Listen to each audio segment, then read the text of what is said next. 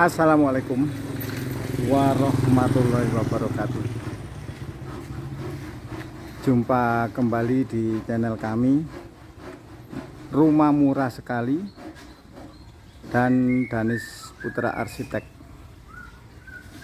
Ya, perkembangan rumah cor teman-teman sudah sampai di tahap seperti ini. Sudah sampai di tahap seperti ini. Ini berapa persen? Saya juga belum menghitung berapa persennya. Tapi yang jelas sudah berbentuk rumah. 2 lantai, ukuran 9 kali 12. Rumahnya saja, belum termasuk teras. 9 kali 12 rumahnya saja, belum termasuk teras. Rumah ini dibangun dengan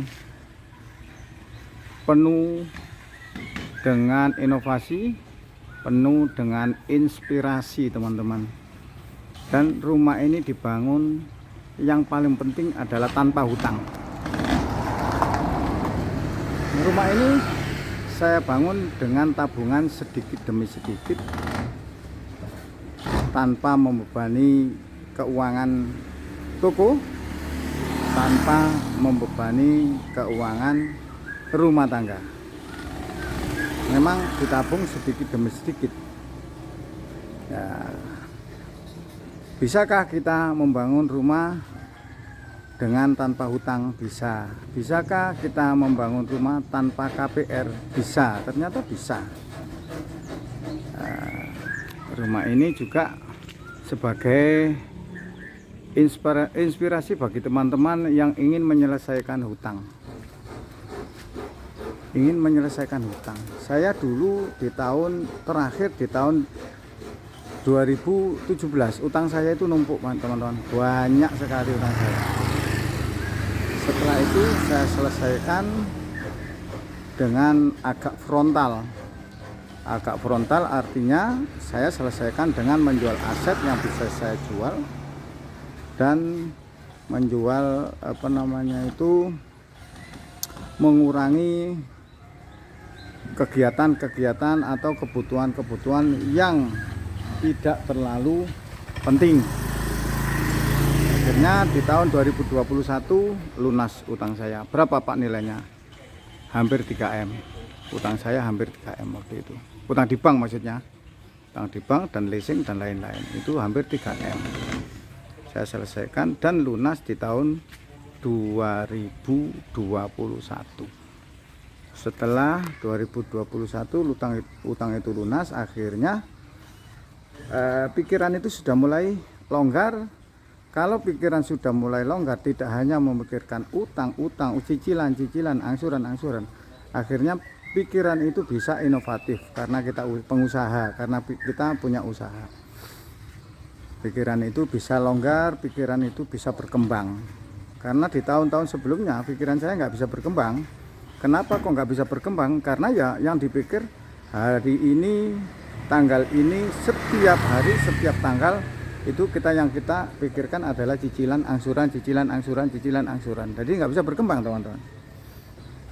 Akhirnya atas izin Allah saya bisa menyelesaikan hutang-hutang itu dengan berbagai macam cara. Cara lahiriah juga dilaksanakan, cara batiniah juga dilaksanakan. Akhirnya artinya kita kembalikan, karena memang semua harta benda itu milik Allah Subhanahu wa taala. Kita kembalikan teman-teman. Kita nggak merasa memiliki, kita nggak merasa punya, karena semuanya itu titipan. Setelah saya selesaikan, akhirnya prinsip saya, kalau punya saya beli, kalau nggak punya saya nggak beli. Akhirnya di tahun 2021 dan selanjutnya, akhirnya ya ternyata bisa juga. Kita mengembalikan aset-aset kita yang kemarin kita jual, kita mengembalikan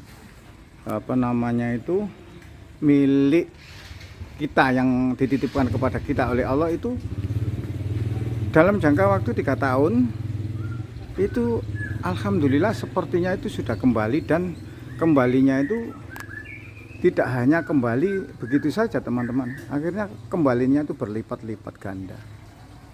Nah, sampai pada titik ini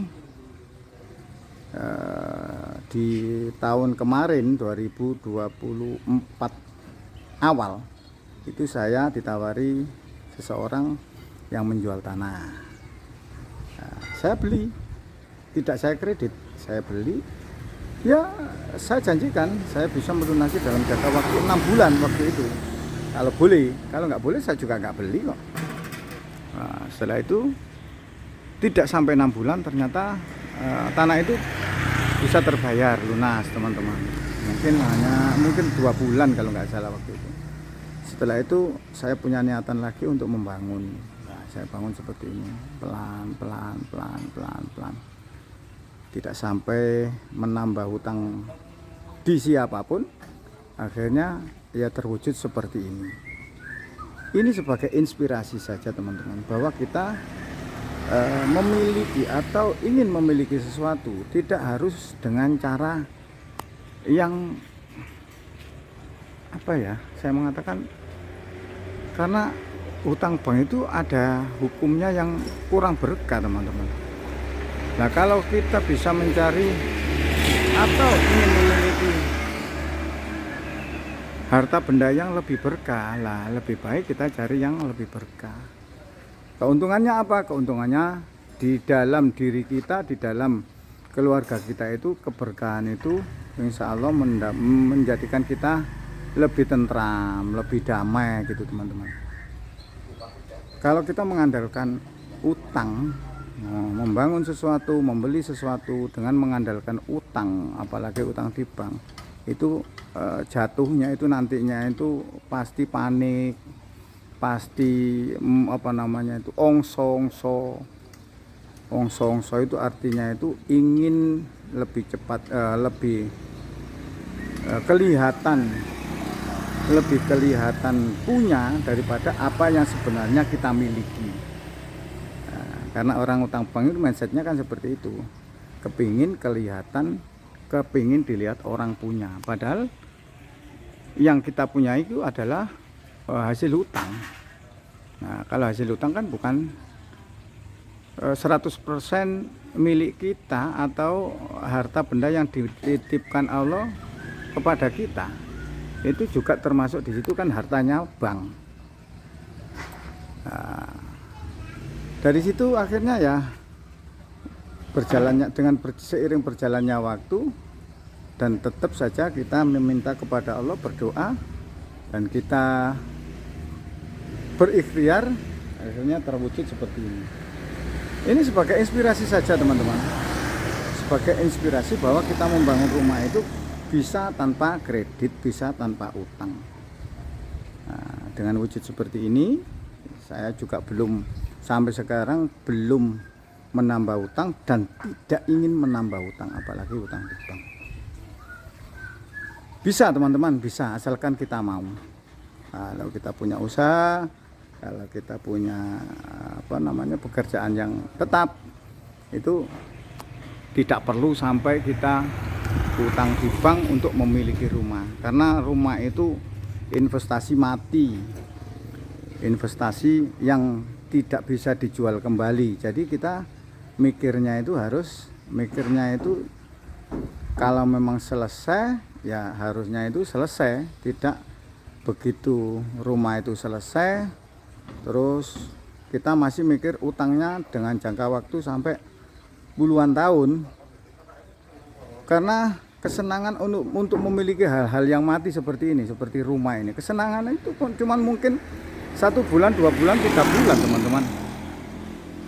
Memiliki rumah baru itu paling 1 bulan, 2 bulan, 3 bulan. Tapi kalau senangnya cuma 3 bulan, kita punya rumah baru, setelah itu kita senangnya cuma 3 bulan, tapi ngangsurnya sampai puluhan tahun.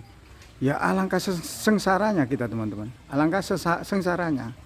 Lebih baik yang kita miliki saja kita jadikan, kita wujudkan, yang kita punya saja kita wujudkan, daripada mewujudkan miliknya pihak lain. Artinya pihak lain itu pihak bank. Nah, seperti itu. Prinsip saya seperti itu, Prinsip ini tidak harus diikuti dan tidak harus ditiru. Kalau ditiru boleh, tidak harus diikuti. Itu semua tergantung pilihan kita. Pilihan kita. Kalau memang ditiru, boleh ditiru. Tapi saya tidak harus memakai seperti ini. Enggak juga, itu kan pilihan kita masing-masing. Demikian teman-teman, semoga video ini menginspirasi teman-teman. Saya sampaikan kepada teman-teman hanya sebagai inspirasi saja. Demikian, semoga bermanfaat. Saya akhiri, assalamualaikum warahmatullahi wabarakatuh.